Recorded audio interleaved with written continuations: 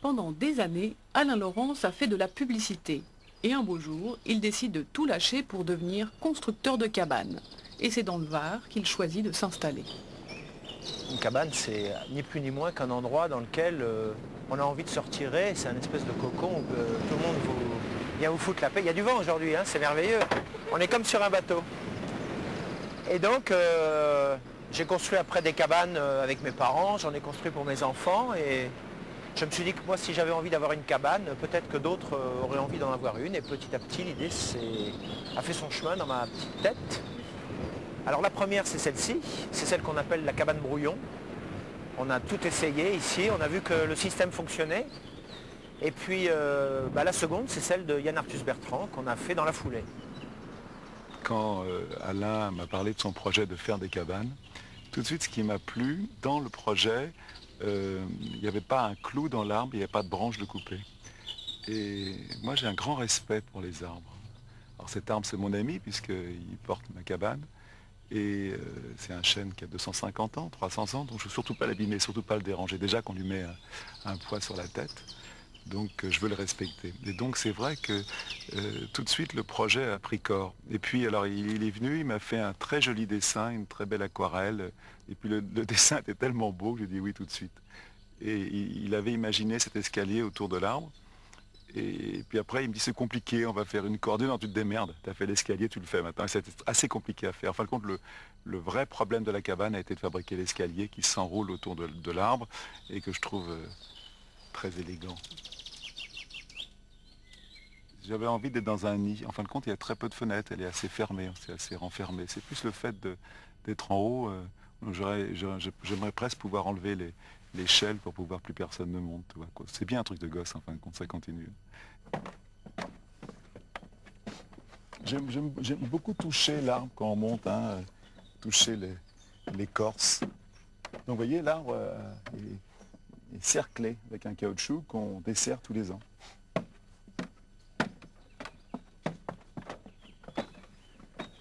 Et là, si on veut, en bougeant les morceaux de bois, on peut monter ou descendre la terrasse. Ce sont exactement 70 marches qu'il faut gravir pour atteindre la cime et la cabane. Un petit refuge de 7 mètres carrés qui repose à 12 mètres d'altitude. Et là, à perte de vue, des branches et des feuillages. Des petites terrasses. Je me sens bien dans cette cabane. C'est un endroit très intime dans lequel j'ai mis beaucoup d'objets qui sont importants pour moi. Il y a des BD, il y a des objets que j'aime bien. Ça, par exemple, ce sont des dents d'hippopotame, qui étaient morts devant ma maison au Kenya.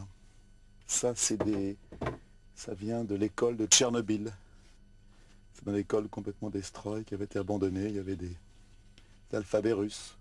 Moi, je cherche pas trop à comprendre. Je sais que je suis bien dans cette cabane. J'aimerais dire que j'y travaille beaucoup, mais en fin de compte, j'y dors beaucoup. J'arrive avec un petit carnet, je prends des notes quand j'ai quelque chose à écrire, et puis en fin de compte, je m'endors très vite. Ne pas abîmer cette petite branche. Très important. Depuis qu'on a construit cette cabane, c'était en 2001, c'est la cabane de Yann. Guylain André, qui est le garçon qui dirige cet atelier, et son équipe ont construit à peu près 80-85 cabanes. Alors ce sont des cabanes qui s'adressent à qui? Qui s'adressent à des enfants qui ont construit des cabanes quand ils étaient gamins, qui ont grandi et qui aujourd'hui ont envie de réaliser ce petit rêve grandeur nature.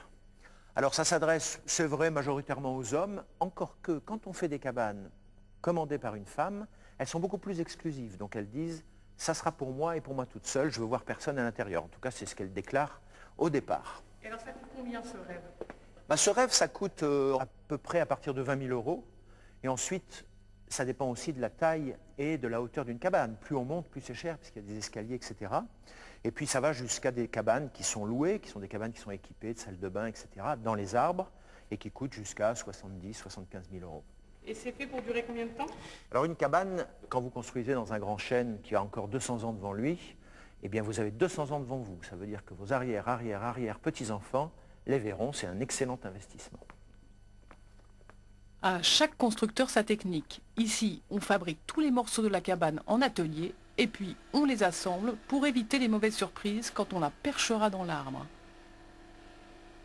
Ici, on est à l'abri, on a des machines beaucoup plus perfectionnées que celles qu'on pourrait emmener sur un chantier. Donc on a un travail qui à la fin est beaucoup plus précis et beaucoup plus fini. Il y a quand même des ébénistes qui font les intérieurs ici, donc un ébéniste ne travaille pas sous un arbre, quoi. Un ébéniste travaille sur son atelier. Donc pour construire nos cabanes, on utilise principalement du red cedar. C'est un bois qui a deux très gros avantages pour nous. Le premier, c'est qu'il est très léger. Donc avantage de poids pour l'arbre. Et le second, très important, ça c'est pour le client, c'est qu'il est naturellement imputrescible, donc pas d'entretien. Pas de lasure, pas d'entretien au fil des années. En ce moment, l'équipe d'Alain Laurence est en train de construire une cabane familiale destinée à des clients vivant dans la région du Perche. On arrive directement devant la petite cuisine, où il y aura absolument tout le confort, le frigo, l'évier. Donc là, plutôt le coin de nuit pour les parents, avec le lit qui sera à cet endroit-là. Et là, le coin de repas, où toute la famille pourra s'installer sur des banquettes qui seront tout le long des murs, avec la table au milieu. Un petit coin, un cocon au milieu de la nature. Et la salle de bain, très complète, avec le lavabo, les WC et la douche de 90-90, une vraie douche. Donc là, on a un accès pour un escalier qui va descendre dans la chambre des enfants, qui se trouve à côté, aussi au montage. Alors la cabane du Perche est une grande cabane, ce qui fait à peu près 40 mètres carrés, avec une terrasse de 25 mètres carrés où on pourra manger dehors. Elle est sur un terrain très en pente, donc au plus haut elle sera à 6,50 mètres et au plus bas à 3 mètres environ. Et l'arbre ? L'arbre, c'est un très beau châtaignier qui doit avoir au moins 400 ans. C'est cet arbre au milieu des champs qui fait rêver Claire et Yvan Stickland, respectivement paysagistes et gérants de société. Une cabane dans leur châtaignier pour respirer la nature, ils en avaient l'idée depuis longtemps. Mais le rêve leur semblait inaccessible jusqu'à ce qu'ils aient l'idée d'en faire une cabane d'hôtes, une manière aussi de partager. Une des terrasses est située sur la gauche et une autre est située sur la vue. Ça vous arrive souvent de rêver devant cet aquarium? Et Yvan. La cabane a maintenant trouvé sa place au creux de l'arbre qui a revêtu sa parure d'hiver. C'est super. Parce que l'escalier devait passer. Ça va être une On curiosité. devait arriver de l'autre côté là-bas. Je trouve que l'intégration dans l'arbre est vraiment géniale, hein, parce que c'est un morceau quand même. Hein. Ouais. On va aller. On prend de l'altitude. D'ailleurs, c'est un effet qu'on a découvert quand elle a été faite, c'est qu'entre l'impression qu'on a quand on est en bas, qui semble très très bas forcément, et l'impression qu'on a quand on est là, tout de suite c'est...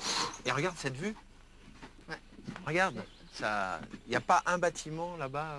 Ce qui est assez étonnant, c'est vrai que on ne s'y attendait pas, parce que c'est vrai qu'on a la vue depuis partout ici, mais quand on est là, on en a encore plus.